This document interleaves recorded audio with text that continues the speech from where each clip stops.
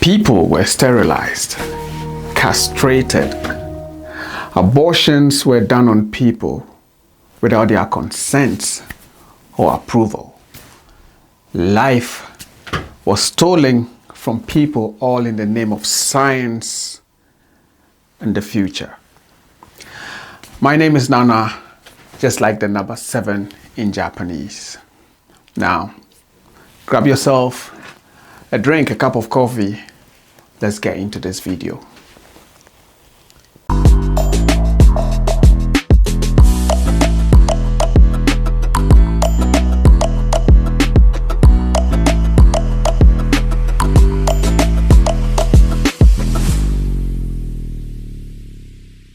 Welcome back to the channel, and while you're here, do well to subscribe to this channel, hit on the notification bell so you get notified anytime we drop another video. Like this video and write us a comment. Thank you. Japan's post-war era is often remembered for its recovery culture and the rise to global power. But hidden in that story is a darker truth. A law that allowed government to control who is fit to have children and who is not. This is the story of Japan's Eugenics Protection Law. So in 1948, just 3 years after World War II, Japan passed the Eugenics Protection Law, or the Yusei Hogo Ho, as it's said in Japanese. And the stated goal was simply to protect public health and prevent hereditary diseases. And behind this law was a system that judged human worth. A system that decided on who has the right to reproduce and who does not.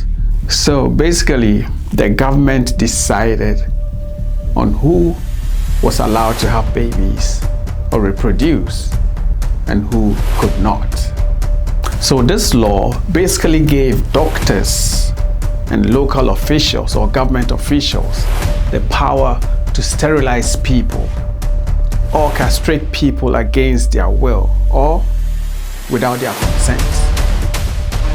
Patients diagnosed with mental illness, intellectual disabilities, hereditary conditions, even leprosy were targeted. Abortions were also permitted if the pregnancy resulted from rape or it endangered the life of the mother. This, I don't think, is too much of a bad issue if the mother gave her consent or if the mother allowed it. But if it's imposed or forced on the patient or on the mother, that is where I see a problem. But for many, that choice was taken away from them entirely. They had no choice. They did not know anything about it. They never knew what was happening. The whole choice or the whole right to make a choice was entirely taken away from them. Between 1948 to 1996, more than 16,000 people were forcibly sterilized in Japan. Most of them never knew or were not told why they could not have children or families of their own. Their futures were stolen away from them, all in the name of science and progress.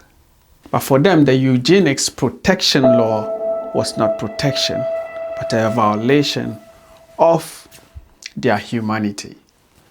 But the truth of the matter is, Japan was not the only country that had the eugenics system. The United States, some parts of Europe, Nazi Germany, all had eugenics programs. But Japan's law outlived most of them, staying in the books or in the laws until the mid-1990s. The world had moved on long ago.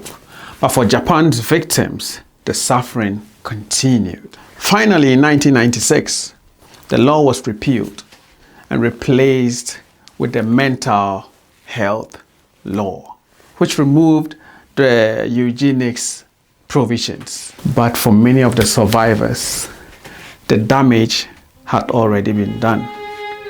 There was no repeal or no change that could reverse the damage that had been done to them physically and mentally. Decades of lost opportunities, decades of broken lives could not be undone with just a simple repeal. With these victims, their lives have been stolen away from them, their lives have been damaged, and some of them even felt there was no need to be alive anymore. So in the years that followed, survivors began to demand for justice. They spoke out publicly, many for the first time sharing painful stories of how their futures were stolen away from them, or how they didn't have the chance to live the same type of life as other people had. How their futures were decided for them without their consent. So many of these victims started going to the media, protesting on the streets for their voices to be heard. And the courtrooms around Japan heard their voices. Voices that had been silenced for far too long were heard now. Then in 2019, the Japanese government gave a formal apology to these victims. And a law was passed granting a compensation of about 3.2 million yen, which is about $30,000, to these victims. Many argued this was too late and too little for a compensation, and others were even left out of it entirely. Their suffering unacknowledged. Today, the Eugenics Protection Law is remembered as one of the darkest chapters in modern Japanese history. This reminds us that under no circumstances must human rights or humanity be sacrificed for the illusion of progress or science. And under no circumstances should any government in any part of the world ever decide whose lives are valuable and whose lives are not. So this is not just history.